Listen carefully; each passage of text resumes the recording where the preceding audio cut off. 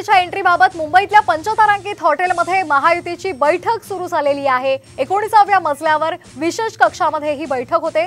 गेल्या 1.5 तासांपासून ही बैठक सुरू आहे।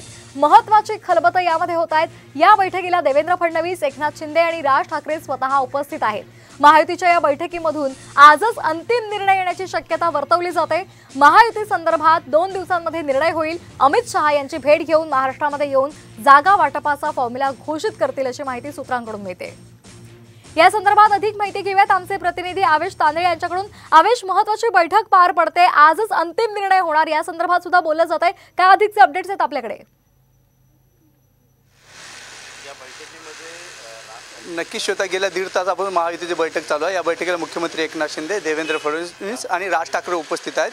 ताजलँड हॉटेलमध्ये 19व्या मजल्यावर बैठक चालू आहे। गेल्या 1.5 तासापासून बैठक चालू आहे। 48 लोकसभा मतदारसंघात कशा प्रकारे प्रचार करायचा, सभा कशा घ्यायच्या या संदर्भात या बैठकीत चर्चा होतच आहे। त्याशिवाय जागा वाटप हे महत्त्वपूर्ण आहे, त्या संदर्भात सुद्धा या बैठकीत चर्चा होत आहे। जे जागा वाटप जे चर्चा होईल तेच पुन्हा दिल्लीत चर्चा होईल। अमित शहा यांच्या उपस्थित 4ही नेते महायुतीत तिथे जातील, चर्चा करतील आणि 2 ते 3 दिवसात संयुक्त पत्रकार परिषद घेऊन जागा वाटपाची घोषणा करतील।